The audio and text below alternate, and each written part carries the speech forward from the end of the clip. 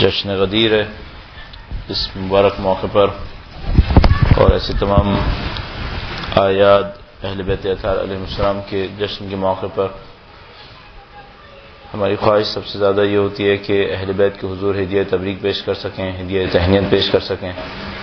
ظاہر ہے کہ ہم قاصر ہیں کہ ان کے حضور کچھ پیش کر سکیں۔ جو سب کچھ ہماری خدمت میں ہے، جو ہمارے بس میں ہے، وہ یہ کہ ان سے کہہ سکیں کہ ان کے غلام ہیں، ان کے ماننے والے ہیں، عقیدت مند ہیں۔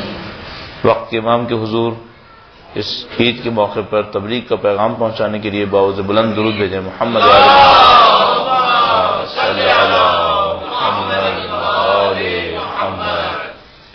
اعوذ باللہ من الشیطان الرجیم، بسم اللہ الرحمن الرحیم، الحمد للہ رب العالمین، والصلاة والسلام علی سید الانبیاء والمرسلین، حبیب الہ العالمین ابی القاسم محمد،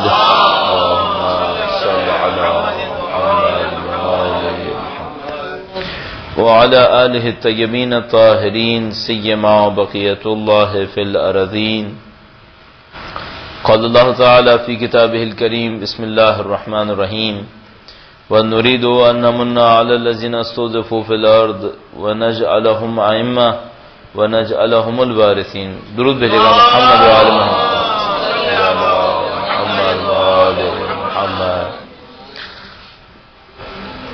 غدیر کے موقع پر اس آیت کریمہ کو پڑھنے کی مناسبت یہ ہے کہ غدیر میں جو کوئی ماننے والا ہے اور چاہنے والا ہے، وہ چاہتا ہے کہ وہ ولایت محقق ہو جس کا غدیر کے دن اعلان کیا گیا۔ ہمیں یاد ہے ہم نے اس سے پہلے اگر کبھی یہاں پر غدیر کے اوپر بات کی ہے تو آپ کی خدمت میں عرض کیا تھا کہ غدیر میں چند نکات انتہائی اہمیت کے حامل ہیں اور ان پر توجہ بھی ہوتی رہی ہے، اور کچھ نکات ایسے ہیں جو انتہائی اہمیت کے حامل ہیں اور ان پر توجہ بہت کم رہی ہے۔ ہماری کوشش معمولاً یہی رہا کرتی ہے کہ جن نکات پر توجہ نہیں ہو پائی ہے ان کو آپ کے سامنے ظاہر کیا جائے، اور جو نکات آپ کے ذہن میں پہلے ہی سے موجود ہیں اس کی تکرار زیادہ نہ کی جائے۔ غدیر میں جس نقطے کے اوپر کافی توجہ ہو چکی ہے وہ غدیر کے واقعے کی تاریخی نوعیت ہے کہ واقعہ کس انداز میں پیش آیا، کون سے سال پیش آیا، کس مہینے پیش آیا۔ نبی اکرم نے اس واقعے کو انجام دینے سے پہلے کن جزئیات کو انجام دیا، منبر کیسا تھا، لوگوں کو پیچھے سے بلایا یا نہیں بلایا، تاریخی جزئیات جتنی بھی تھیں۔ اس کے بعد جب اعلان ہوا تو اس کا انداز کیا تھا، اس کے بعد اگر کسی نے انکار کیا تو اس کو سزا کیسے ہوئی، ان تمام چیزوں کے اوپر کافی گفتگو ہوئی ہے ہمارے خیال میں، اور میرے خیال میں یہاں بیٹھا وہ کوئی شخص ایسا نہیں ہوگا جس کی عمر تھوڑی گزر گئی اور اس نے 10-20 دفعہ یہ باتیں نہ سنی ہو۔ لہذا ہم ان نکات کی طرف نہیں جائیں گے۔ غدیر کے حوالے سے ایک اور گفتگو بہت زیادہ ہوئی ہے اور وہ تھوڑی سی اس گفتگو کے مقابلے میں زیادہ اکیڈمک اور علمی سمجھی جاتی ہے، اور وہ یہ ہے کہ وہ ولی کا اور ولایت کا مطلب کیا ہے جس کا ختمی مرتبت نے اس تاریخی جملے من کنت مولا ہو فہد علی مولا کے ذریعے سے اعلان کرنا ہے۔ اللہم صلی علی محمد وآل محمد۔ اس مفہوم کے اوپر بھی بہت زیادہ گفتگو ہوئی ہے، اور آپ جانتے ہیں کہ اس میں اپنے دوستوں کو مطمئن کرنے سے زیادہ مخالفین کو مطمئن کرنا یا خاموش کرنا شامل رہتا ہے، جس کو ہم مناظرہ کہتے ہیں۔ اس کے اوپر بہت زیادہ توجہ رہی ہے کہ من کنت مولا فہد علی مولا کا مطلب کیا رہے گا۔ اس میں مختلف قرائن استعمال کیے جاتے ہیں، مختلف ویکیبلریز کے ذریعے سے ولی کے مختلف مفاہیم کو جو قرآن کریم کے اندر استعمال ہوئے ان کو استعمال کیا جاتا ہے، اور اس کے ذریعے سے ثابت کیا جاتا ہے کہ ولی کا مطلب یہاں پر کس حد تک جانے کا ہے۔ ظاہر ہے کہ صرف دوستی کا نہیں ہے بلکہ حاکمیت کا ہے، حاکمیت کی کیا حدود ہے۔ ہماری گفتگو پچھلے سال آپ کی خدمت میں عرض ہوئی کہ اس سے ہٹ کر ایک اور نقطے پر تھی، وہ یہ کہ ہم ان کو مورد خطاب قرار نہیں دیں گے جنہوں نے ولایت کو کسی اور مفہوم میں لیا، دوستی کے مفہوم میں لیا، بلکہ ہمارا خطاب انہی لوگوں سے ہے جنہوں نے ولایت کو حکومت کے مفہوم میں لیا۔ اس کے بعد ہمارا سوال یہ تھا، پچھلے سال ہم نے کم سے کم یہ سوال اٹھایا کہ یا شاید یہاں نہ ہوا، دوسری جگہوں پر کم سے کم یہ بات ہوئی کہ ولایت کا جو مفہوم تھا، جو کچھ بھی تھا، حاصل ہوا یا نہیں ہوا، اس کا کیا ہوگا؟ یعنی ٹھیک ہے، اس بات پہ گفتگو ہونی چاہیے کہ مثال کے طور پر اس کے تاریخی اسباب کیا تھے، تاریخی نوعیت کیا تھی، ولی کا مفہوم کیا تھا، یہ سب کچھ جو کچھ بھی ہے وہ سب تو ہو جائے گا، ہوا ہے، کافی اس کے اوپر گفتگو ہوئی ہے۔ اصل مورد بحث تھا وہ یہ تھا کہ وہ اس ولایت کا کیا ہوا جس کا اعلان ہوا تھا، وہ محقق ہوئی یا نہیں ہوئی، اس کی حدود اربع کتنی تھیں جتنا اس کو محقق ہونا چاہیے تھا۔ تو ہم نے تشبیہ کے طور پر اس میں آپ کی خدمت میں عرض کیا تھا کہ فرض فرمائیے اگر آپ پاکستان کا جشن منا رہے ہیں بننے کا، اور جس سال آپ جشن منا رہے ہیں مثال کے طور پر 14 اگست کو، 13 اگست کو پاکستان ٹوٹا ہو نعوذ باللہ، تو کیا 14 اگست کو جشن مناتے ہوئے کچھ اچھا لگے گا کیا؟ ظاہر ہے ہر آدمی پوچھے گا بھائی جشن منایا جاتا ہے اس بات کا کہ یاد رکھو کہ کتنی بڑی اچیومنٹ تھی، وہ اچیومنٹ پامال کر دیا آپ نے، توڑ ڈالا، اس کا حشر بگاڑ دیا ہے۔ اب اس کو جشن منانے سے زیادہ بہتر یہ ہے کہ آپ یہ سوچیں کہ جو حشر اس کا ہو گیا ہے اس کو سدھارنا کیسے ہے۔ جشن بھی منانا تو اس بات کا مناؤ کہ بھائی یہ اب تو ہو گیا تھا جو ہو گیا تھا، خدا نے ہمیں دیا تھا، ایک نعمت تھی، ماہ رمضان میں ملا تھا، شب قدر میں ملا تھا، یہ سب کچھ ہوا تھا، لیکن یہ بتاؤ کہ اس کا ہونا کیا ہے اب؟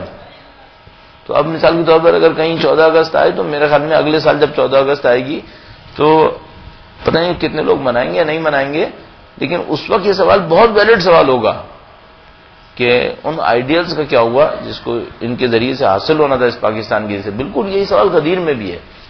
صحیح آپ نے گفتگو کر لی اس پہ کہ وہ لوگ پیچھے تھے، آگے تھے، پیچھے آگے، ممبر تھا، پالان کا ہوا، رسول خدا نے ہاتھوں بڑھا، یہ سب باتیں بالکل امپورٹنٹ ہیں، ان کو طے ہونا چاہیے، ان کو پوری نسلوں کو بار بار سننا چاہیے تاکہ ان کے ذہن سے نہ نکلے۔ لیکن سوال یہ ہے کہ اس ولایت کا کیا ہوا جس کا اعلان ہوا تھا؟ اچھا، اب یہاں پر میں مجبور ہوں کہ شبیہ اسی گفتگو کے جو دوسرے لوگ کرتے ہیں تھوڑی سی تبدیلی کے ساتھ، جو مفہوم میں ذرا بڑی تبدیلی ہو جائے گی، اس کے اوپر گفتگو کریں کہ عملی میدان میں اس ولایت کا مطلب کیا ہے، وہ ولایت ہے کیا۔ اب یہاں پر اس گفتگو کو سنبھالنے کے لیے اس میں کچھ مقدماتی گفتگو کرنی پڑے گی، دو مفاہیم کے اوپر جس کے اوپر کافی گفتگو پہلے بعض حلقوں میں ہوئی ہے، یہاں پر بھی کہیں نہ کہیں ہوئی ہوگی، لیکن میں مقدمتاً اس لیے عرض کر رہا ہوں کہ ممکن ہے بعض لوگوں کے ذہن میں واضح نہ ہوا ہو، تو میں اس کو سادہ زبان میں بیان کرتے ہوئے 4-5 منٹ میں اس کو واضح کر دوں گا، اور اس کے بعد ولایت کے عملی مفہوم کی طرف آ جائیں گے۔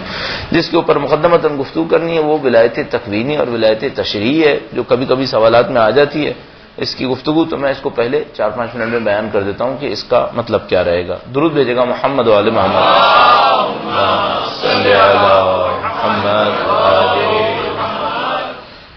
بالآخر ولایت جس مفہوم کو ہم نے قبول کیا، من کنت مولا فہذا علی مولا، میں وہ ولایت بمعنی حاکمیت ہے، دوستی نہیں ہے۔ یہ ہم لوگ اس بحث سے ہم گزر چکے، اب اس کے اوپر بہت بحث ہو چکی، اس پہ گفتگو نہیں کریں گے کہ ولایت بمعنی حاکمیت ہے۔ اگلا سوال یہ حاکمیت کس حدود اربع کے ساتھ ہے، اس کا محدودہ کتنا ہے، اس کی باؤنڈریز کتنی ہے، اس حاکمیت کی باؤنڈریز کتنی ہیں جس کا ختم مرتبت نے من کنت مولا فہذا علی مولا کے اندر اعلان فرمایا۔ اب ہو یہ رہا ہے کہ ایک وہ حاکمیت اور ولایت ہے جو ہمارے نزدیک بہت امپورٹنٹ ہے لیکن اس کا ہم سے بہت زیادہ تعلق نہیں بن رہا، اور ایک وہ حاکمیت اور ولایت ہے جو ہمارے نزدیک کم امپورٹنٹ ہے، اصل میں اسی کا ہم سے تعلق بن رہا ہے، ولایت تکوینی اور ولایت تشریعی۔ ولایت تشریعی کیا ہے جو نسبتاً زیادہ آسان ہے؟ ولایت تشریعی ہے، تشریع جیسے کہ آپ نے لفظ سن گیا، تے، شین، رے، یہ اور عین، اگر کوئی عربی میں اس کو بولے گا تو یا بولے گا، بعد میں ہم پہ اعتراض نہ کرے کہ آپ نے تے کیوں کہا، تا ہوتا ہے، اصل میں ہم نے اردو میں بیان کیا ہے۔ تشریع شرع سے نکلا ہے، شرع زندگی گزارنے کے طریقے کو ہم کہتے ہیں، شرع آپ نے شریعہ سنا ہے، پانی کا نکلا ہوا حصہ جو ایک خاص راستے کے اوپر گامزن ہو جائے اس کو شریعہ کہتے ہیں، اسی لیے شریعہ فرات وغیرہ۔ شریعہ زندگی گزارنے کا راستہ ہے، شریعت سے نکلا ہے تشریع۔ عربی میں تشریع کا مطلب ہوتا ہے حکم دینا، شریعت دینا۔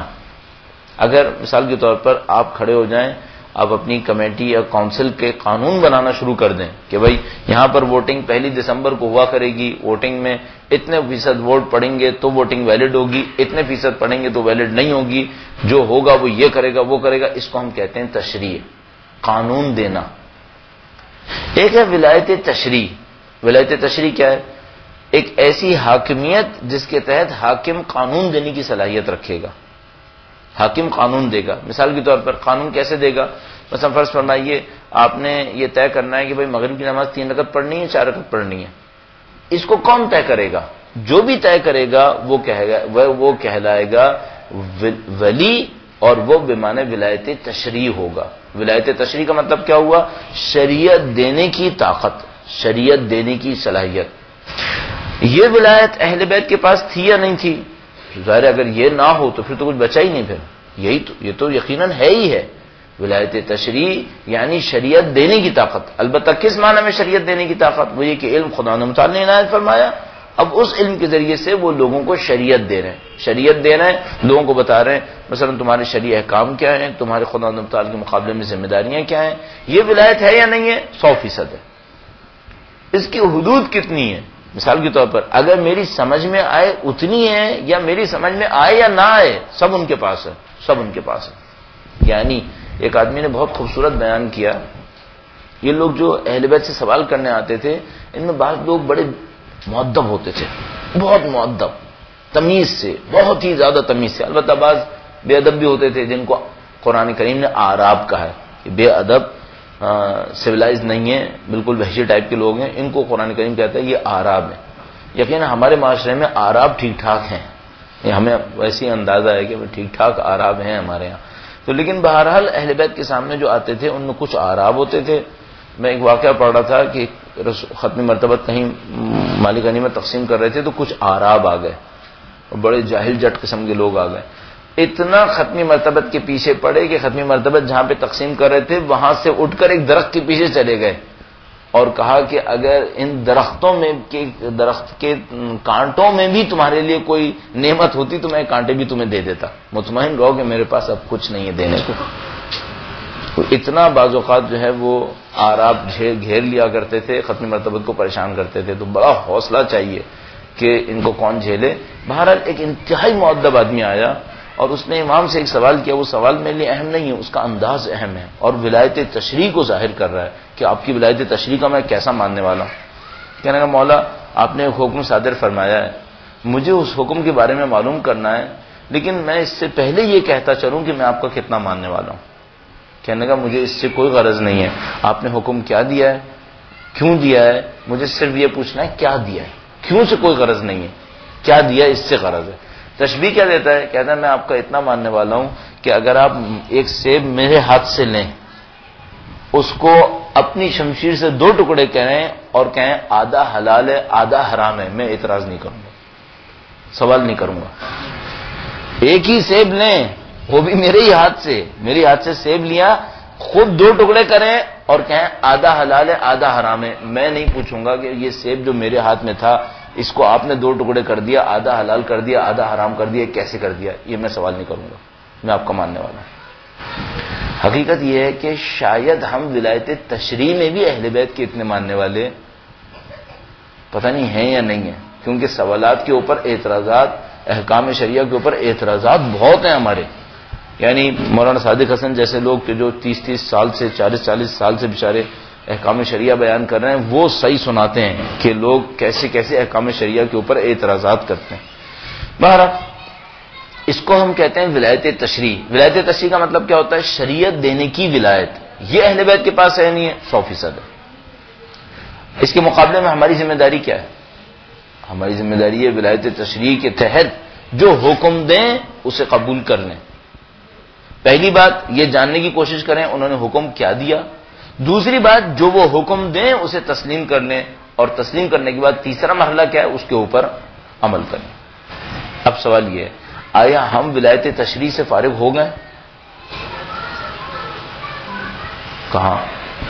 ابھی ہم پہلے مرحلے میں پھنسے ہوئے ہیں. وہ جو انہوں نے حکم دیے وہ ہمیں پتہ چلیں یا پتہ نہیں چلے. پھر دوسرا حکم جب پتہ چلے تو ہم نے مانے یا نہیں مانے، اور تیسرا مرحلہ کہ اگر مان بھی لیے تو عمل کیا یا نہیں کیا۔ ہم ابھی ولایت تشریع کے پہلے مرحلے میں گھوم رہے ہیں، یعنی اس وقت شاید پاکستان میں ہماری ضرورتوں میں سے ایک ضرورت یہ ہے کہ ہم دینیات سینٹر بنائیں، اپنے بچوں کو ابتدائی بلوغ سے ان دینیات سینٹرز میں رکھیں تاکہ کم از کم وہ اس مشکل میں نہ پھنسیں جس مشکل کا شکار ہماری نسل ہو گئی تھی کہ بعض اوقات 30-40 سال کے بعد پتہ چلتا تھا کہ جناب غسل جنابت صحیح نہیں کرتے۔ اب یہ شخص کون ہے؟ یہ وہ شخص ہے جو ولایت تکوینی تشریع دونوں کا ماننے والا ہے اور ولایت تشریع کے ابتدائی ترین احکام کے اندر جہل سے دوچار ہے، اور دوسروں سے لڑ کے اس بات پہ رہا ہوگا کہ ولایت تکوینی اہل بیت کے پاس تھی یا نہیں تھی۔ عجیب بات ہے کہ ولایت تشریع جو 100% تھی اس کو ابھی بھی نہیں جانتا ہے، اس پر عمل نہیں ہو رہا ہے، لیکن دلائل دینے میں نہیں معلوم کہاں تک بات پہنچی ہے۔ اس کو ہم کہتے ہیں ولایت تشریع۔ اس کے مقابلے میں ہماری ذمہ داری کیا ہے؟ اس کے اوپر عمل کرنا، پہلے سمجھنا، پھر ماننا، پھر اس کے اوپر عمل کرنا۔ اس کے مقابلے میں دوسرا حصہ جو ہے وہ ولایت تکوینی ہے۔ ولایت تکوینی کیا ہے اور یہ لفظ کہاں سے حاصل ہوا ہے؟ لفظ حاصل ہوا ہے کون سے، کاف واو اور نون، کون۔ کون کا لفظ عربی میں ہو کے معنی میں استعمال نہیں ہوتا جو اردو میں استعمال ہوتا ہے۔ اردو میں کون کا مطلب ہوتا ہے مثلا کس شخصیت کے بارے میں سوال ہو رہا ہے، ٹھیک ہے۔ عربی میں کون کا مطلب کس شخصیت سے نہیں ہے۔ ہو جس کو ہم انگلش میں ٹرانسلیٹ کرنا چاہیں یہ نہیں ہے۔ عربی میں کون کا مطلب کیا ہوتا ہے؟ عربی کے مطلب میں اگر کون کا ترجمہ اردو میں کریں عربی کے کون کا تو ترجمہ ہو جائے گا وجود۔ عربی کے کون کا ترجمہ اگر اردو میں کریں تو ایگزسٹنس انگلش میں، اور اردو میں وجود، جو کچھ ہے، یہ ہوتا ہے کون۔ تکوین کیا ہے؟ تکوین کسی چیز کو وجود بخش دینا، کسی کو وجود بخش دینا، ٹھیک ہے۔ اچھا اب اس میں وجود بخش دینے میں بہت ساری چیزیں ہو سکتی ہیں، مثلا ایک کا وجود تھا ہی نہیں، آپ نے وجود دے دیا، اس کو بھی تکوین کہیں گے۔ ایک کا وجود تھا، کچھ اور تھا، آپ نے کچھ اور کر دیا، اس کو بھی ہم تکوین کہیں گے، ٹھیک ہے۔ یا اس کے وجود میں ایک اثر اور تاثر تھا، کوئی تبدیلی آنی تھی، وہ تبدیلی کم مدت میں آنی تھی، آپ نے تیزی سے وہ تبدیلی ایجاد کر دی۔ ان تمام کو ہم تکوین کے دائرے میں رکھیں گے۔ اب دوسری، پہلی تو ولایت تشریع ہو گئی جو یقیناً اہل بیت کے پاس تھی۔ اب سوال یہ، آیا ولایت تکوینی تھی یا نہیں تھی؟ صحیح ہے۔ اب ولایت تکوینی کا مطلب کیا ہوگا؟ یعنی اہل بیت کے پاس ایسی طاقت ہو کہ نہ ہونے سے ہونا کر دیں، جو ہو اس کے ہونے کو تبدیل کر دیں، یا جو ہے کم مدت میں زیادہ مدت میں ہونا تھا اس کو کم مدت میں حاصل کروا دیں۔ آیا یہ ولایت تھی یا نہیں تھی؟ ہماری جو زیادہ تر گفتگو رہتی ہے ہم لوگوں کی وہ اس ولایت کے اوپر ہے کہ ولایت تکوینی تھی یا ولایت تکوینی نہیں تھی۔ اب پتہ چلا کہ جناب پنجاب میں کچھ علماء تھے، انہوں نے کہا ولایت تکوینی نہیں تھی۔ اس کے اوپر جو کچھ علماء معتقد تھے کہ ولایت تکوینی تھی، انہوں نے کہا یہ تو کافر ہو گیا ہے، یہ ہو گیا وہ ہو گیا، ایک فساد کھڑا ہو گیا اس مسئلے کے اوپر کہ ولایت تکوینی تھی یا ولایت تکوینی نہیں تھی۔ اچھا ہم نے جب اس مسئلے کے اوپر غور کرنا شروع کیا کہ ولایت تکوینی تھی یا نہیں تھی، جس میں ہم معتقد اس بات کے ہیں کہ ولایت تکوینی تھی، تو بہت سادہ سی بات ہے، ہمارے نزدیک ولایت تکوینی اتنی بڑی چیز نہیں ہے۔ اس کی وجہ میں ابھی آپ کی خدمت میں عرض کروں گا۔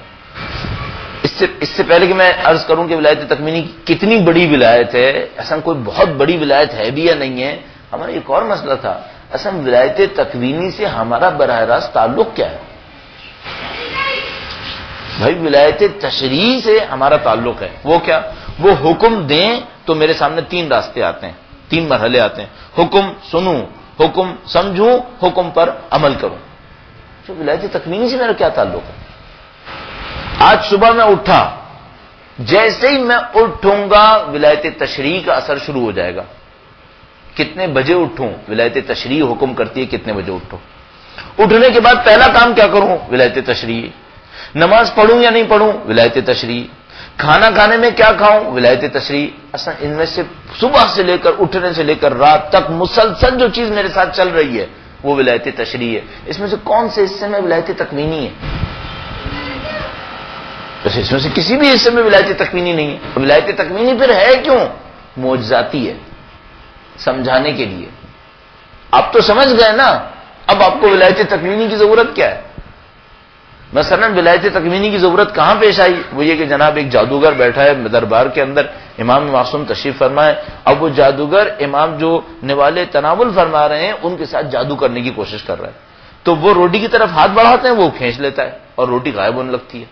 امام علی مقام نے دیکھا کہ یہ اس طرح سے احانت کرنے کی کوشش کر رہا ہے، تصویر پہ بنے ہوئے ایک شیر کو اشارہ کیا کہ وہ اترے اور اس کو کھا لے۔ اب وہ شیر اترا اور اس نے اس جادوگر کو کھا لیا۔ یہ ولایت تکوینی ہے، ولایت تکوینی ہے۔ اس کا ہم سے کوئی تعلق ہے ابھی؟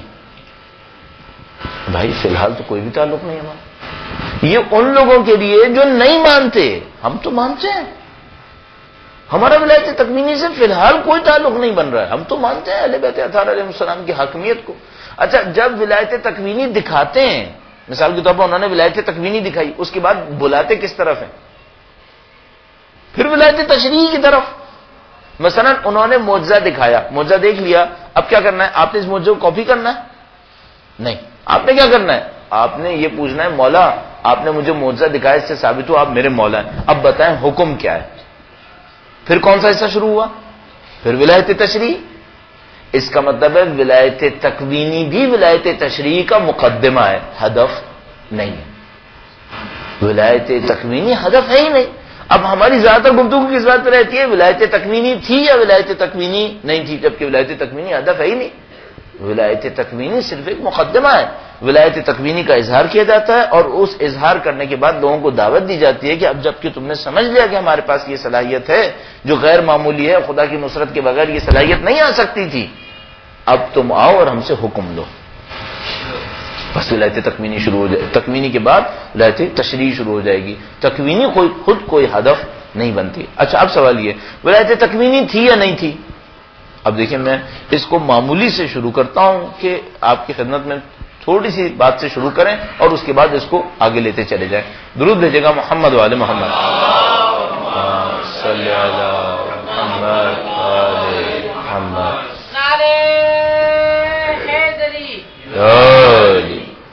اچھا میں سوچا تھا یہ معذرت کر لوں کہ بحث پیچیدہ ہوتی چلی جا رہی ہے، لیکن میں نے کہا اب تو آپ کو عادت ہو ہی گئی ہوگی، میں معذرت کا بھی کوئی زیادہ فائدہ نہیں ہوگا، جس کو برا لگ رہا ہوگا وہ بیچارہ آئے گا نہیں اور جس کو تحمل ہوا بیٹھا رہے گا۔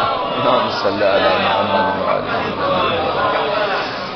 تو ولایت تکوینی کو کیسے دیکھا جائے؟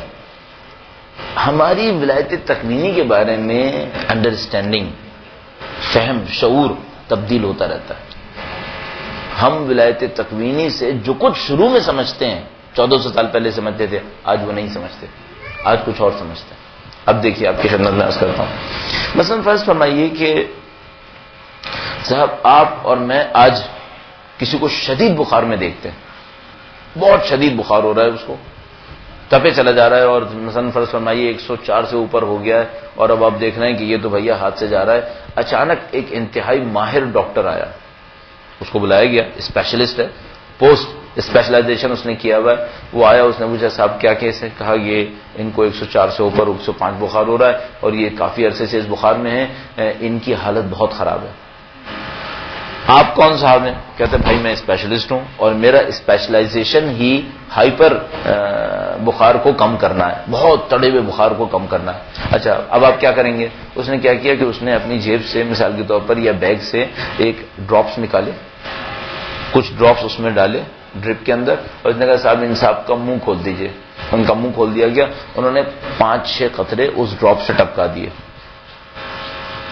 1 گھنٹے بعد پھر 5-6 قطرے ٹپکا دیے۔ اچھا فرض کرتے ہیں پہلی دفعہ قطرے ٹپکانے میں بخار ختم ہو گیا، صحیح؟ کیا یہ ولایت تکوینی ہے؟ فرمائیے، یہ ولایت تکوینی ہے؟ نہیں، یعنی بھائی یہ ولایت تکوینی نہیں ہے۔ اچھا یہ ولایت تکوینی کیوں نہیں ہے بھائی؟ آپ کہیں گے بالآخر جو قطرے اس نے ٹپکائے کام تو اسی نے کیا ہے نا، اس نے تو نہیں کیا، یہی بات ہوگی نا۔ اگر 1400 سال پہلے آپ دیکھتے تو کیا بولتے؟ آپ فوراً کہتے یہ ولایت تکوینی ہے۔ کیوں؟ آپ کے پاس کیمسٹری کا علم نہیں ہوتا، آپ کے پاس انسان کی باڈی کا میکینزم، جو ٹیمپریچر بڑھتا ہے گھٹتا ہے، اس کا میکینزم نہیں معلوم ہوتا، تو آپ فوراً دیکھتے ہی کہتے معجزہ ہو گیا، معجزہ ہو گیا۔ میں نے ایسے معجزے 150 سال پہلے کے بعض علماء کے ہاتھوں پڑھے ہیں، لکھنؤ کے علماء کے ہاتھوں. ایک کتاب تھی تاریخ لکھنؤ، اس کے اندر ایک عالم کا قصہ تھا.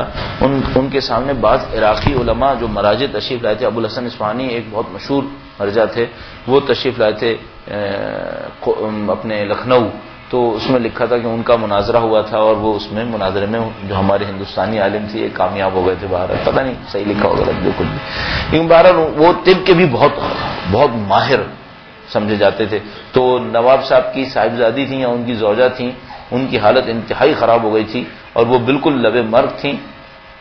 تو جناب علی ان کو کہا گیا کہ مولانا صاحب اب کچھ دعا پڑھنے کے لیے آ جائیے. انہوں نے کہا میں دعا پڑھنے نہیں آؤں گا، میں دوا دینے آؤں گا. انہوں نے کہا دوا سے معاملہ فارغ ہو چکا ہے، چونکہ جتنے بھی حکیم تھے وہ سب جو ہیں وہ بے بسی کا اظہار کر چکے ہیں، ان کا منہ جکڑا ہوا ہے، ان کے سانس آنے میں مصیبت ہو رہی ہے. اب آپ برائے مہربانی تشریف لے آئیے، دعا پڑھ لیجیے. کہنے لگے نہیں میں دعا نہیں کروں گا، میں دوا پڑھ دینے آؤں گا. اچھا بھائی آپ آئیے تو دوائی دیجیے. وہ تشریف لائے، انہوں نے بغیر موسم کے بڑے والے لیمو منگوائے، بڑے والے لیمو. تو اس نے کہا بھائی بڑے والے لیمو کا موسم نہیں ہے، اور آپ اس لیمو کا کریں گے کیا؟ انہوں نے کہا چلو چھوٹے والے لے آؤ. چھوٹے والے آ گئے. کہا آپ کریں گے کیا؟ کہیں گے منہ میں ٹپکاؤ. کہیں یہی تو کہہ رہے ہیں کہ جبڑا سخت ہوا ہوا ہے، اس میں جبڑا اتنا زیادہ ٹائٹ ہوا ہوا ہے کہ اس میں اب کچھ نہیں جائے گا. کہنے لگے اچھا چمچہ لے کے آؤ. وہ چمچہ لے کر آئے. جناب انہوں نے چمچہ ان کے دانتوں کے درمیان پھنسا کر چمچہ ٹیڑھا کیا. اس عالم میں تھی وہ خاتون، اور چمچے کو ٹیڑھا کرنے کے بعد اس چمچے کا کرو ایسا بنایا کہ اس کے اوپر قطرے ڈالے اور وہ ان کے گلے میں جائیں سیدھے. یہ خاتون آدھے گھنٹے میں کھڑی ہو گئی. اگر آپ 500 سال پہلے دیکھتے تو کیا کہتے؟ آپ اس کو طب کی مہارت کہتے یا ولایت تکوینی کہتے؟ آپ ولایت تکوینی کہہ بیٹھتے. کیوں؟ آپ کو میکینزم نہیں پتا تھا. صحیح ہے. اس کا مطلب کیا ہے؟ بہت ساری ایسی جگہوں پر جہاں پر 1400 سال پہلے والے لوگ سمجھ رہے تھے یہ کچھ اور ہے، وہ کچھ اور نہیں تھا، وہ علم تھا جو کسی طرح سے ظاہر ہو رہا تھا. جو علم تھا جو کسی طرح سے ظاہر ہو رہا تھا. ہم کیا سمجھ رہے تھے؟ شاید یہ ولایت تکوینی ہے. اچھا اب اس میں خوبی ایک اور ہے، علم صرف وہ نہیں ہے جس کو ہم اور آپ علم کہتے ہیں، علم پر اسرار بھی ہے. علم کے اسرار بھی ہیں. مثال کے طور پر تحمل سے سماعت فرمائیے گا، اس کو درود بھیجے گا محمد والے محمد صلی اللہ محمد والے محمد. صاحب ایسا ہے کہ آپ کے پاس فرض فرمائیے ایک فوج کی بٹالین ہے، اور اس بٹالین کے پاس 30 کمانڈز ہیں، اور ان کو یہ کہا گیا ہے کہ جو یہ 30 کمانڈ بول دیں آپ نے کر ڈالنا ہے. پھر یہ نہیں دیکھنا ہے کہ یہ 30 کس نے دیے ہیں، سیکرٹ کمانڈز ہیں. ایسی چیزیں کچھ ہوتی ہیں. مثال کے طور پر امریکہ، یورپ، مختلف جگہوں پر ایٹمی تنصیبات ہوتی ہیں، ان کا حکم جاری کرنے کے لیے کوڈ ہوتا ہے. وہ کوڈ کوئی بھی جاری کر دے وہ پھر اجرا ہو جائے گا، کیونکہ وہ کوڈ صرف پریزیڈنٹ کے پاس ہوتا ہے، اور اس کے پاس وہ بڑے ڈرامے ہوتے ہیں اس کے. لیکن جس کسی نے وہ کوڈ جاری کر دیا پھر وہ کام ہو جائے گا. مثال کے طور پر اگر نیوکلیر میزائل فائر کرنا ہے تو اس کا ایک کوڈ ہے. وہ کوڈ بہت ساری جگہوں پر، بہت محفوظ جگہوں پہ رکھا ہوتا ہے. پریزیڈنٹ کے پاس یہ ہوتا ہے، وہ ہوتا ہے، وہ ہوتا ہے، اس کی بھی 10 چیک ہوتے ہیں. لیکن ایک دفعہ وہ کوڈ جاری ہو جائے تو جو بھی مامور ہوتا ہے اس کی ذمہ داری یہ نہیں ہوتی کہ دیکھیں پریزیڈنٹ نے دیا ہے یہ کس نے دیا ہے. اس کی ذمہ داری ہوتی ہے کہ اگر یہ کوڈ جاری ہو گیا تو وہ عمل میں لے آئے گا. ختم ہو گیا معاملہ. اچھا اگر کسی نے غلطی سے کوڈ جاری کر دیا، مامور کی ذمہ داری ہے کہ وہ چیک کرے کہ یہ غلطی سے صادر ہوا ہے یا صحیح سے؟ نہیں، یہ اس کی ذمہ داری نہیں ہے. اس سے پہلے والے 10 چیکس ہیں ان کی ذمہ داری ہے کہ وہ چیک کریں گے غلط ہوا ہے صحیح ہوا ہے. لیکن وہ جو جہاز کے اوپر بیٹھا ہوا ہے، جس کے پاس ایٹمی بم لگا ہوا ہے جہاز کے اندر، اس کی ذمہ داری میں یہ نہیں ہے. وہ اگر اپنی اسکرین پر یا اپنے وائرلیس کے اوپر وہ کوڈ سنے گا اجرا کر دے گا. ختم ہو گیا معاملہ. پھر دھماکہ کر دے گا وہ. ٹھیک ہے. آپ کے پاس ایک بٹالین ہے، اس کے پاس سیکرٹ کوڈ ہے. اچھا وہ سیکرٹ کوڈ آپ نے بولا، اچانک آپ نے دیکھا بٹالین ساری کی ساری منہ موڑ کے کھڑی ہو گئی ہے. اب آپ نے ایک اور دفعہ کوڈ جاری کیا، ایک اور کوڈ غلطی سے آپ کے ہاتھ میں پوری بکلیٹ آ گئی. اب آپ نے ایک اور پڑھا، وہ انہوں نے کچھ اور کر دیا. آپ کو تو سمجھ میں نہیں آ رہا نا کہ یہ ہو کیا رہا ہے. ان کو سمجھ میں آ رہا ہے، ان کو بہت اچھی طرح سمجھ میں آ رہا ہے کہ بھائی ایک سیکرٹ کوڈ ہے، اس کو ایگزیکیوٹ کرنا ہی کرنا ہے. آپ کو سمجھ میں آیا بعض اوقات لوگوں کو دعاؤں کا اثر کیوں پتہ نہیں چلتا؟ کائنات میں کچھ اسرار ایسے بھی ہیں، کچھ چیزیں ایسی ہیں جن کا اجرا ہونا اور عمل ہونا بلا وقفہ ہے، اس نے ہونا ہی ہونا ہے۔ اب جس کسی نے کرنا ہے وہ کر لے۔ ہاں کچھ شرائط ہیں، کچھ شرائط کے ساتھ اجرا ہونا ہے اور عمل میں آنا ہے۔ اچھا اگر وہ کوئی آپ کے سامنے اجرا کر دے اور وہ عمل میں آ جائے تو آپ کیا کہیں گے؟ ہاں آپ بظاہر یہ کہیں گے معجزہ ہو گیا۔ کیا یہ معجزہ ہوا ہوگا؟ نہیں، معجزہ نہیں ہوا ہے۔ ایک دعا پڑھی گئی ہے، اس دعا کے اثر میں یہ ہونا ہے۔ اس کا مطلب کیا ہے؟ بہت ساری چیزیں ایسی ہیں جو ولایت تکوینی کے دائرے میں ہم سمجھ رہے ہیں، ولایت تکوینی کے دائرے میں نہیں، اس میں علم کے دائرے میں ہے۔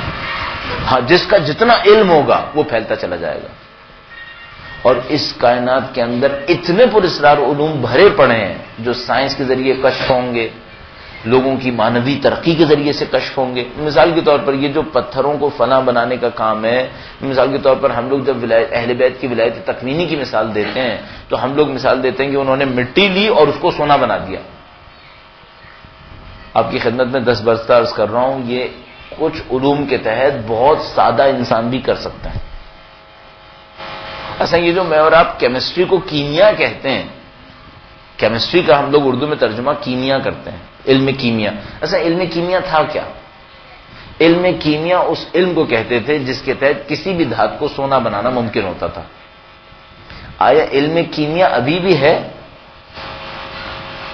یا اب ختم ہو چکا ہے؟ تاریخ میں تو یقیناً تھا۔ تو آپ سن لیجئے، رجب علی خیاط کی سوانح حیات شاید آپ نے پڑھی ہو، پھر اس نے خدا کو پا لیا۔ اس کے اندر ایک واقعہ لکھتے ہیں کہ ان کے سامنے ایک شخص آیا، اس کے پاس علم کیمیا اور سیمیا اور فلاں 7 پراسرار علوم تھے، اور وہ رجب علی خیاط کے پاس پہنچا اور کہنے لگا میں تمہیں یہ 5 علوم دینے کو تیار ہوں، جو تمہارا مقام ہے وہ مجھے دے دو۔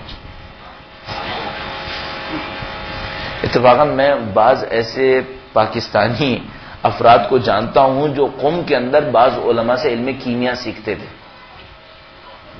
یہ سارے علوم ابھی بھی ہیں۔ تو وہ کیا کر سکتے ہیں؟ مثال کے طور پر وہ آپ سے دھات لیں گے اور کچھ وقت کے بعد اس دھات کو کسی سونے میں تبدیل کر سکیں گے۔ اچھا کیا یہ ولایت تکوینی ہے؟ نہیں، یہ ولایت تکوینی نہیں ہے، اور ہم لوگ اس کو کیا سمجھتے ہیں؟ معمولاً اگر کسی کے سامنے ہو جائے، معمولاً سمجھے گا ولایت تکوینی ہے۔ اب آپ فوراً اس بات کو دیکھ لیجئے کہ بہت سارے اوقات ایسا ہوتا ہے کہ ہمارے سامنے کوئی غیر معمولی واقعہ پیش آتا ہے اور ہم اس شخص کے معتقد ہو جاتے ہیں جس نے وہ واقعہ کیا ہو، جبکہ اس شخص کی اس میں کوئی مہارت نہیں تھی سوائے اس کے کہ اس کے پاس وہ علم ہے، اس سے زیادہ کچھ نہیں۔ اب آپ کی خدمت میں اور واقعات عرض کر رہا ہوں تاکہ آپ اس ولایت تکوینی اور علم کے اثر کو، جو علم بہت وسیع ہے، یہ علم کم نہیں ہے، بہت وسیع ہے۔ مثال کے طور پر آپ نے واقعہ یقیناً سنا ہوگا کہ مثال کے طور پر کوئی عیسائی آتا تھا، وہ دعا کرتا تھا، بارش آنا شروع ہو جاتی تھی۔ ایک امام معصوم کو عرض کیا گیا کہ مولا اس طرح سے، انہوں نے فرمایا اس کے ہاتھ میں نبی کی ہڈی ہے۔ صحیح ہے؟ اگر وہ میرے اور آپ کے سامنے دعا کرے اور بارش آئے تو ہم اور آپ کیا کہیں گے؟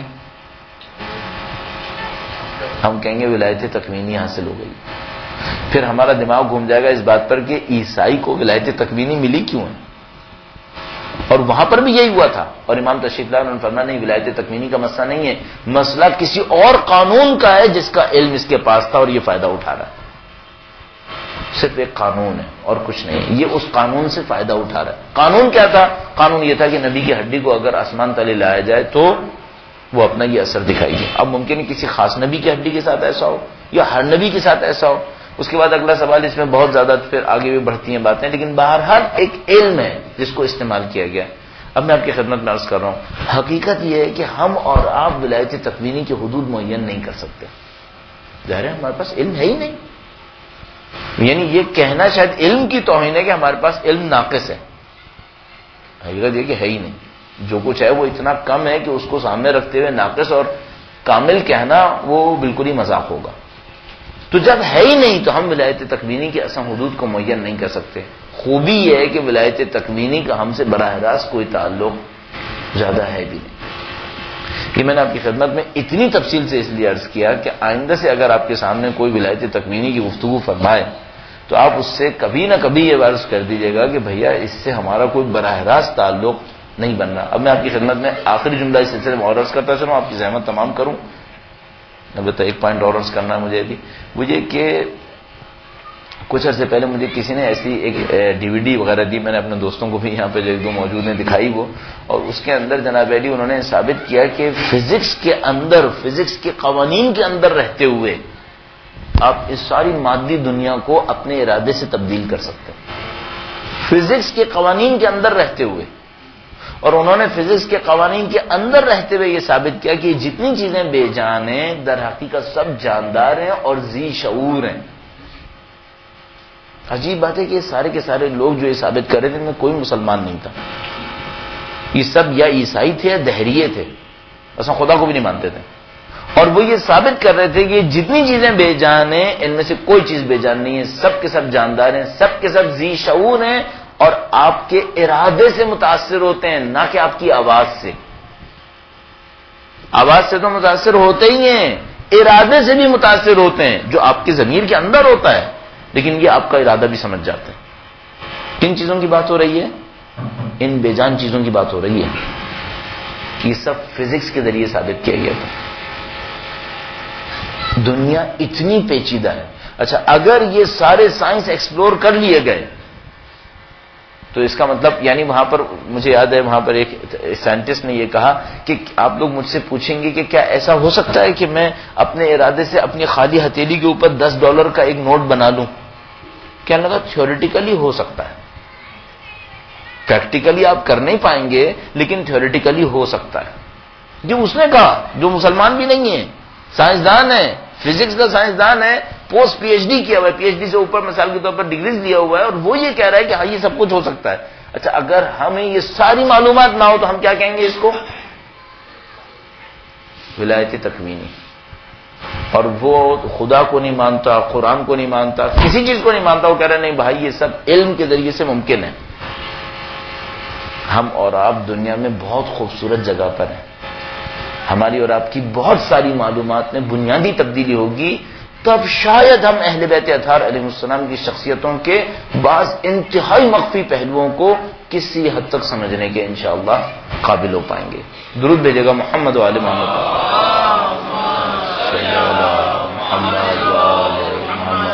اچھا ان تمام باتوں کا مطلب کیا ہوا؟ مثلا کوئی یہ کہے، ممکن ہے کسی کے ذہن میں یہ آئے، لہذا میں پہلے سے ہی برطرف کر رہا ہوں کہ کوئی یہ کہے کہ انہوں نے اتنا زور لگا کر یہ ثابت کیا کہ اہل بیت جو معجزے کرتے تھے وہ دوسرے بھی کر سکتے تھے. نہیں، میں ایک اور بات کہنا چاہ رہا ہوں. میں یہ کہنا چاہ رہا ہوں ہم نے اہل بیت کے معجزوں کو بہت چھوٹی چیزوں میں دیکھا ہے،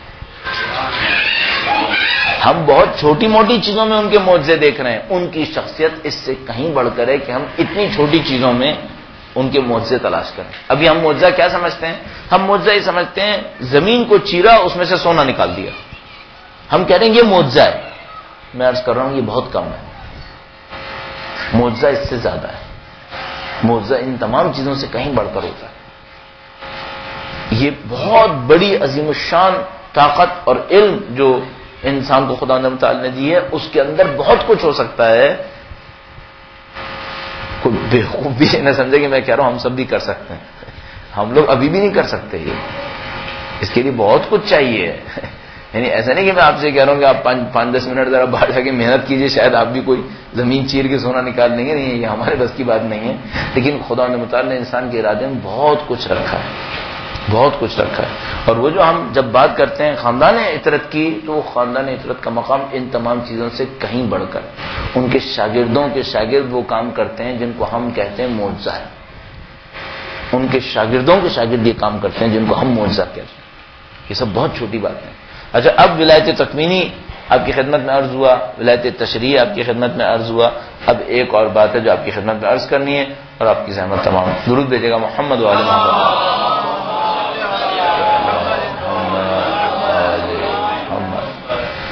ولایت تکوینی ہم نے کہا اہم ہے، اتنی اہم نہیں ہے کیونکہ ہم پہلے سے معتقد ہیں، ہمیں اب بہت زیادہ اس کی ضرورت نہیں ہے. ولایت تشریع ہم نے کہا بہت اہم ہے. کیوں؟ زندگی کے شروع سے لے کر آخر تک ولایت تشریع ہمارے ساتھ ہے، اس میں ہماری اصلی طاقت ہے. اب سوال یہ ہے وہ جو ولایت امیر المومنین کی تھی، اس ولایت کا حدود اربع کیا ہے؟ اصل جھگڑا دوسروں کے ساتھ کس چیز میں؟ اصل جھگڑا کہاں پر ہے؟ دوسروں کے ساتھ، مخالف فرقوں کے ساتھ. تو اب یہاں پر ایک عجیب حقیقت آپ دیکھیں گے.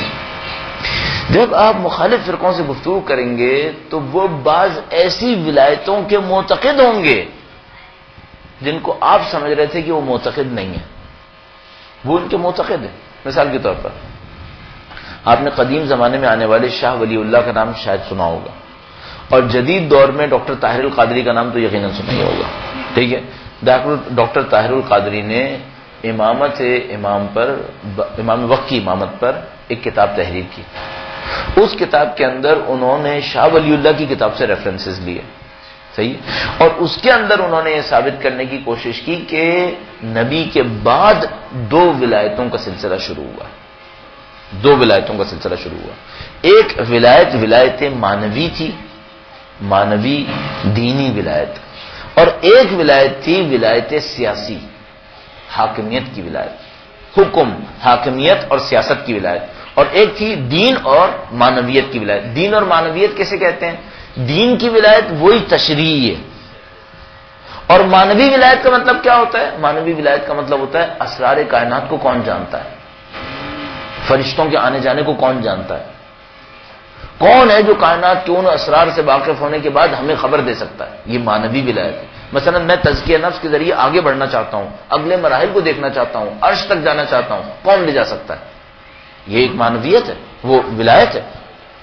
شاہ ولی اللہ نے کہا کہ امیر المومنین اور ان کی اولاد کے پاس مانوی ولایت ہے اور دینی ولایت ہے. دینی ولایت اور مانوی ولایت امیر المومنین اور اولاد امیر المومنین کے پاس ہے. 12 ائمہ کے نام انہوں نے گن دیے، کہا یہ سب ان کے پاس ہے. اس میں کوئی نزاع نہیں ہے، اس میں کوئی جھگڑا نہیں ہے. شاہ ولی اللہ کا اس میں کوئی جھگڑا نہیں ہے. ان سے نہ کوئی دے سکتا ہے ان کو، نہ ان سے کوئی لے سکتا ہے. اس میں کوئی جھگڑا نہیں. اس کے بعد انہوں نے کہا لیکن ختمی مرتبت کے بعد ایک اور ولایت ہے، اور وہ ولایت ہے سیاسی، حکومت کی ولایت.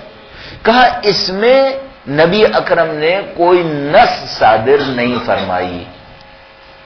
کہا اس میں کوئی نص صادر نہیں کی.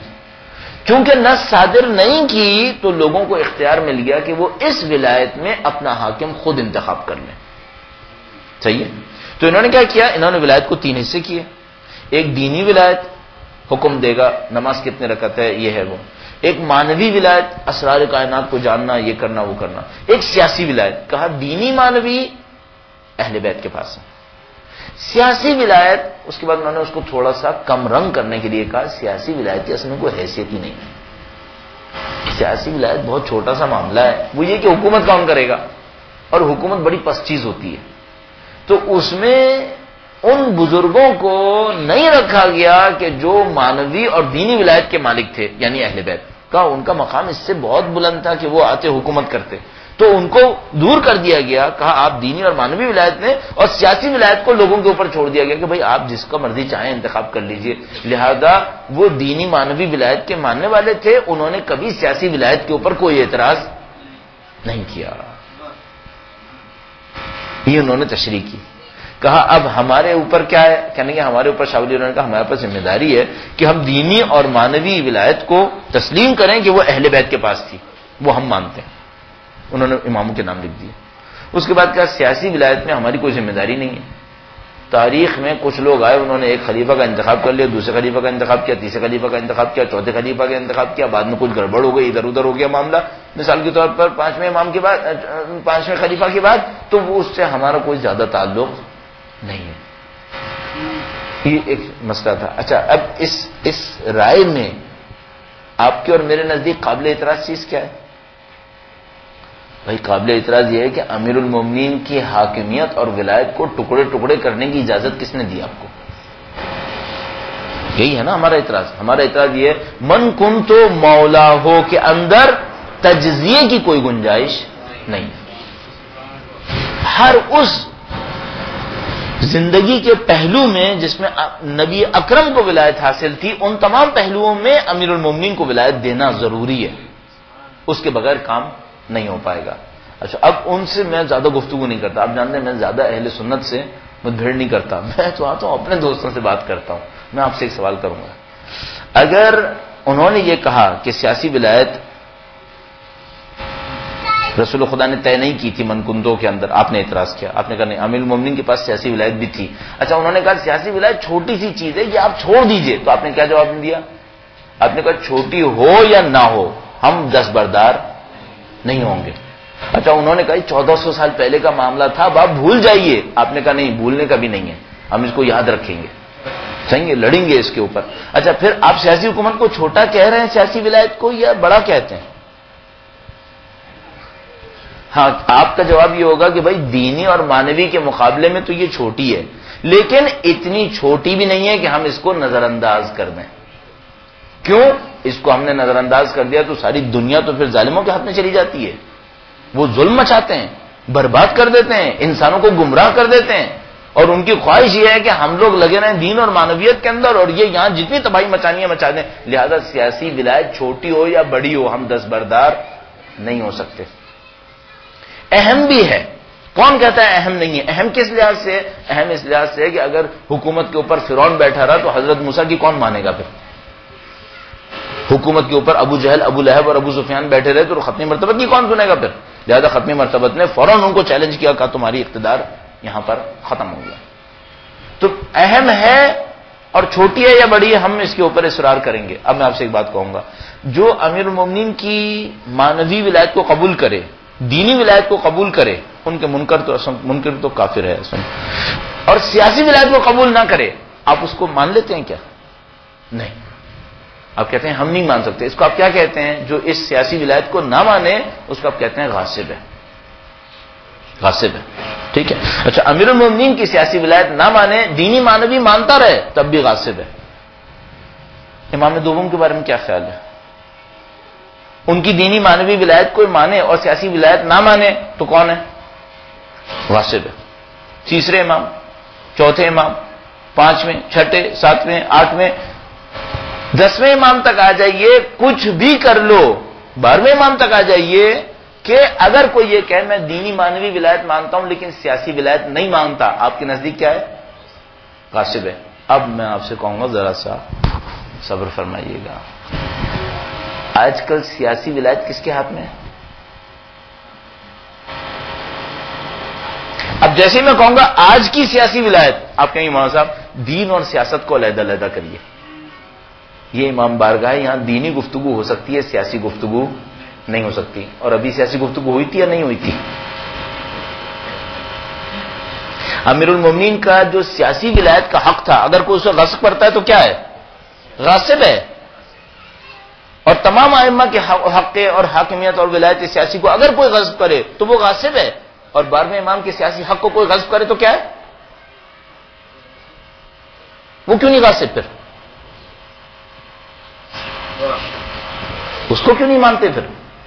اچھا اب آپ ممکن ہے جواب میں کوئی یہ کہے کہ بھائی وہ جو دینی مانوی ولایت ہے وہ تو آفاقی ہے، چاہے ظہور ہو چاہے غیبت ہو، لیکن غیبت کے زمانے میں سیاسی حاکمیت بند ہے، قبول کریں گے آپ؟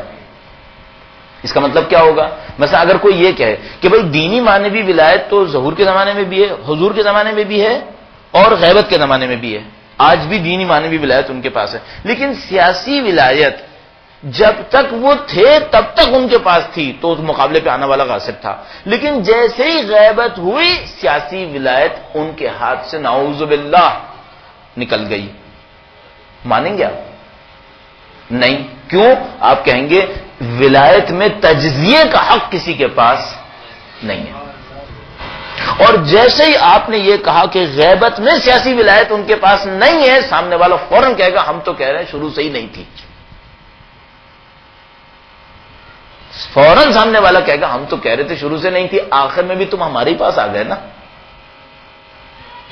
تم نے کہا تھی اور غیبت میں نہیں ہے۔ پھر وہ آپ سے ایک اور سوال کرے گا، بھیا یہ بتاؤ کہ سیاسی ولایت نہ ہونے کا وقت زیادہ ہے یا ہونے کا وقت زیادہ ہے؟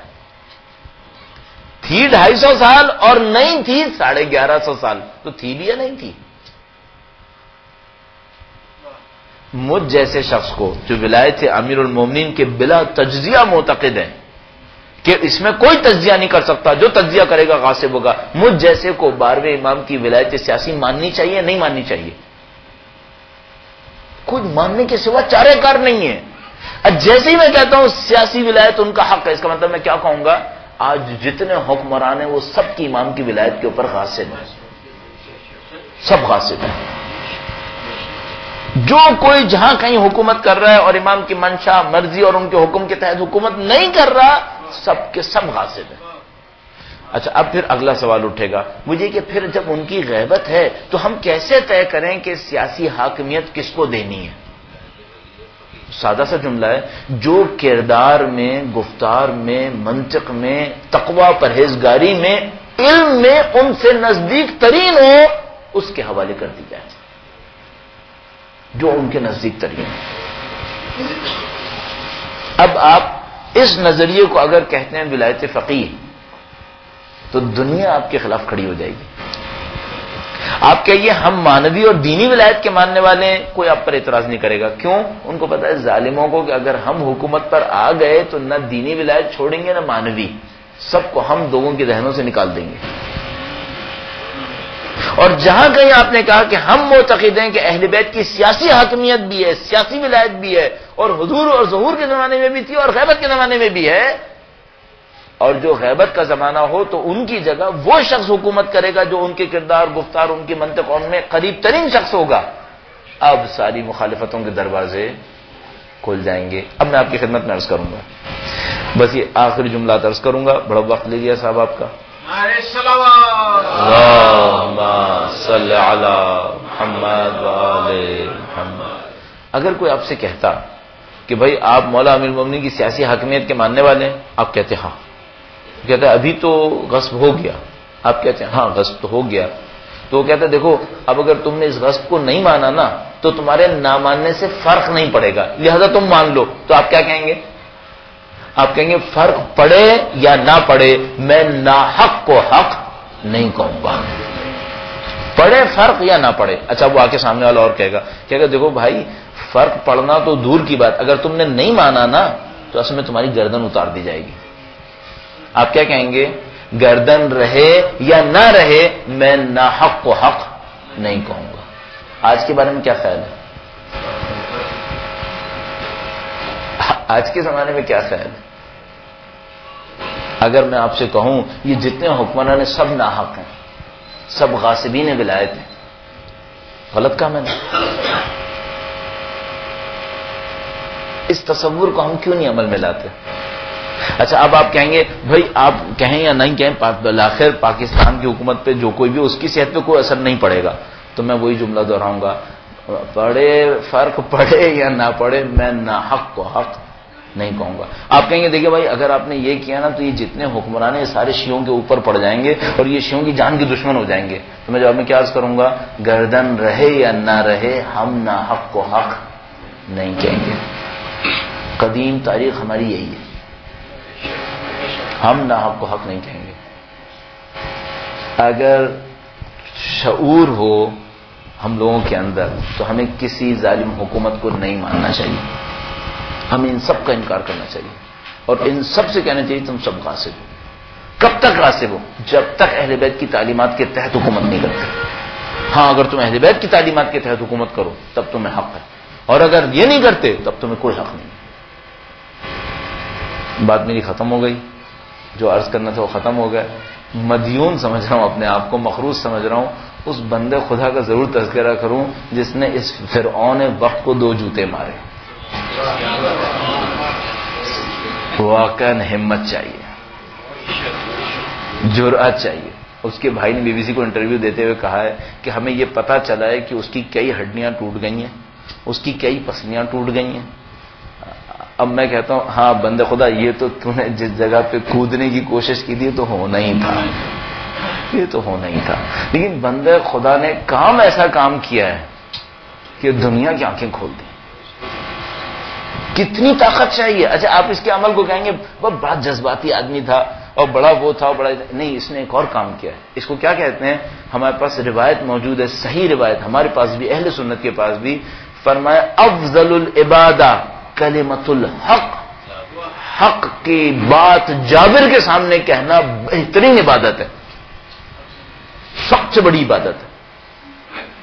اگر آپ اپنے آپ کو اور میں اس کی جگہ رکھیں تو جرأت نہیں دیکھ پائیں گے اتنی.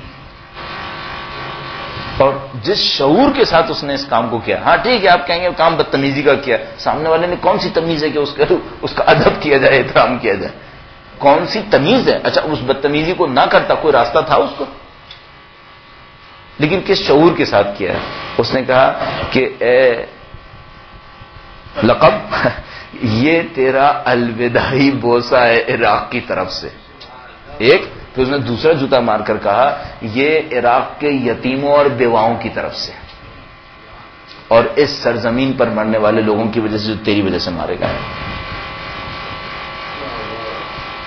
یہ تاریخ میں ثبت ہوگا. یہ آدمی بچے یا نہ بچے، اس آدمی کی جرأت بچے گی. ابھی آج کوئی بتا رہا تھا صبح کہ اس نے کل یہ کام کیا ہے، اس کے بعد آج کے دن امریکی فوجی کسی جگہ پر گئے کسی اسٹیڈیم میں کوئی میچ کھیلنے کے لیے، تو اسٹیڈیم میں موجود ساری پبلک نے ان کو جوتے مارے. اور اس کا نام عجیب سا ایک نام لکھا ہے، عربی میں جوتوں کو کہتے ہیں کندورا، اس کا نام رکھا ہے انتفاضۃ الکندورا، جوتے کا انقلاب. اس کا نام رکھا ہے انتفاضۃ الکندورا کہ اب عراقی قوم میں جوتے کا انقلاب آیا ہے، جہاں امریکی دیکھیں گے جوتے ماریں گے. یہ بظاہر بہت بچکانہ بات ہوئی، لیکن در حقیقت بہت بڑی بات ہوئی. امریکہ کے نہیں معلوم کتنے پروپیگنڈوں کے مقابلے میں اس کی دو جوتے کافی ہیں. اس کے سارے پروپیگنڈوں کو مسمار کر دیا اس نے. الحمدللہ خدا اس بندے خدا کی حفاظت کرے. ایسی لطیفہ عرض کر رہا ہوں، ہمارے ایک دوست نے ہمیں لکھ کر بھیجا جب یہ پتا چلا کہ لگا زیدی سپر پاور ہے.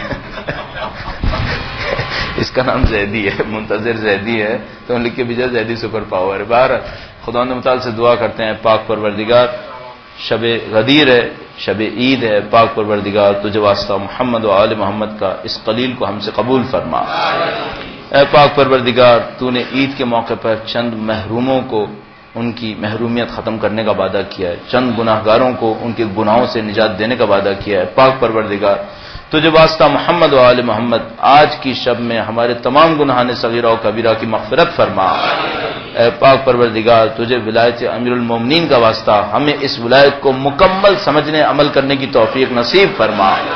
اے پاک پروردگار ہماری زندگی، ہماری اولادوں کی زندگی، ہماری اولادوں کی اولادوں کی زندگیاں تیری مرہون منتیں ہیں. پاک پروردگار تجھے واسطہ محمد و آل محمد کا ہمیں اور ہماری نسلوں کو اہل بیت کی راہ کا شہید قرار فرما. اے پاک پروردگار اہل بیت کے چاہنے والے دنیا میں جہاں کہیں بھی ہوں تو ان کی جان مال عزت و آبرو کی حفاظت فرما. اے پاک پروردگار تجھے واسطہ محمد و آل محمد کا دشمنان اہل بیت قابل اصلاح نہ ہو تو جلد از جلد واصل جہنم فرما. اے پاک پروردگار جو دشمن پاکستان کے مختلف علاقوں میں اور دنیا کے مختلف خطوں میں اہل بیت کے چاہنے والوں کے خلاف مکر سازش و فریب کر رہے ہیں، پاک پروردگار ان کی سازشوں کو انہی کے اوپر پلٹا دے. اے پاک پروردگار جو اہل بیت کے چاہنے والے ان سانحوں کے اندر شہید ہوئے ہیں، ڈیرہ اسماعیل خان کے اندر، پارا چنار میں، کوئٹہ میں، پاکستان کے اور دنیا کے مختلف خطوں میں، پاک پروردگار ان شہداء کو شہداء کربلا کے ہمراہ محشور فرما، ان کی شہادتوں کو قبول فرما، ان کے پسماندگان کو صبر جمیل نصیب فرما. اے پاک پروردگار عید وہ دن ہے پاک پروردگار جب ہمارے امام کا ظہور ہو. غدیر وہ غدیر ہے جو امام کی ولایت کے ساتھ قائم ہو. ہے پاک پروردگار تجھے واسطہ محمد و آل محمد کا ان کے ظہور مبارک میں تعجیل فرما. ہمیں اور ہماری نسلوں کو ان کے بہترین اوان و انصار میں قرار فرما. اس دنیا سے زندگی کا اختتام ان کی راہ میں شہادت قرار فرما.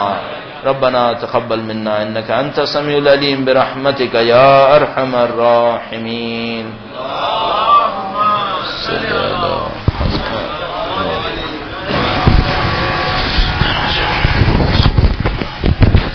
السلام علیکم.